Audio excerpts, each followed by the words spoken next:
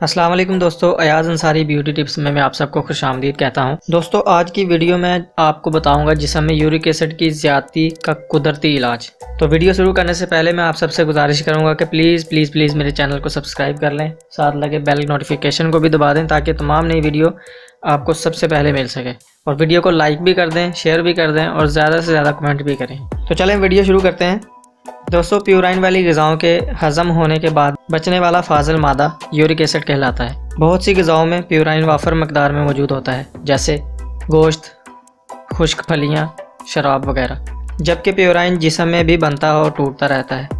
آپ کا جسم گردوں کی مدد سے پیشاب کے ذریعے یورک ایسڈ کا اخراج کرتا رہتا ہے، اور اگر آپ پیورائن والی غذائیں زیادہ مقدار میں لیں اور یورک ایسڈ جسم سے تیزی سے خارج نہ ہو پائے تو یہ خون میں جمع ہوتا رہتا ہے۔ جسم میں یورک ایسڈ کی زیادہ مقدار جوڑوں میں درد اور پیشاب اور خون میں تیزابیت پیدا کرتی ہے۔ جسم میں یورک ایسڈ جمع ہونے کی کئی وجوہات ہیں، جیسے غذا، موٹاپا یا وزن زیادہ ہونا، ذہنی دباؤ۔ صحت کے چند مسائل بھی یورک ایسڈ کا لیول بڑھا دیتے ہیں، جیسے گردوں کی بیماری، ذیابیطس، کچھ کینسرز یا کیمو تھراپی۔ اس کے بعد یورک ایسڈ کو قدرتی طور پر کس طرح کم کیا جا سکتا ہے؟ اس کے لیے سب سے پہلے پیورائن والی غذاؤں کو محدود کیجیے۔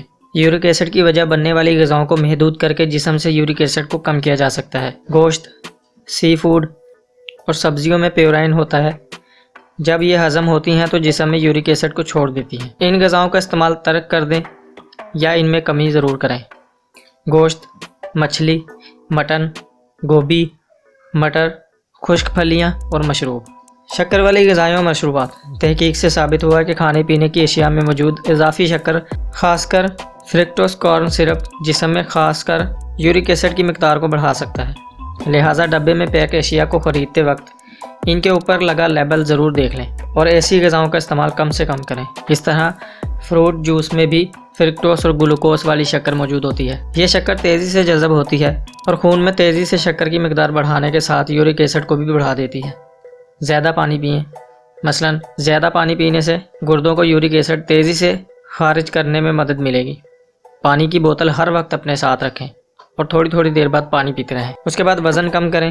غذا کے ساتھ اضافی وزن بھی یورک ایسڈ کی مقدار میں اضافہ کرتا ہے، کیونکہ مسلز کے مقابلے میں فیٹس زیادہ یورک ایسڈ بناتے ہیں۔ اسی طرح زیادہ وزن کی وجہ سے بھی گردوں کی کارکردگی متاثر ہوتی ہے، جبکہ فوری طور پر وزن میں کمی یورک ایسڈ کے لیول پر مثبت اثر کرے گی۔ اس سلسلے میں غذا کے ماہرین سے مشورہ کر کے اپنے لیے صحت بخش غذا کا انتخاب کریں۔ اس کے بعد جسم میں انسولین کو متوازن رکھیں۔ اگر آپ شوگر کے مریض نہیں بھی ہیں، اپنا بلڈ شوگر لیول ضرور چیک کروائیں۔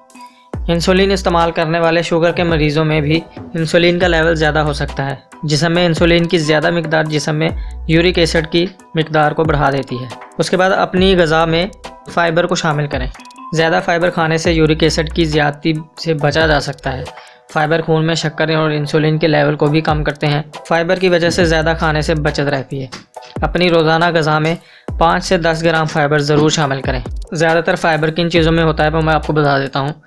تازہ یا خشک پھل کھائیں، تازہ سبزیاں کھائیں، جو اور میوہ جات زیادہ استعمال کریں۔ دوستو یہ تھی آج کی ویڈیو اچھی لگی ہو تو ویڈیو کو لائک کر دیں، شیئر کر دیں اور زیادہ سے زیادہ کمنٹ کریں۔ ملتے ہیں آپ کو اگلی نئی ویڈیو میں، تب تک کے لیے اللہ حافظ۔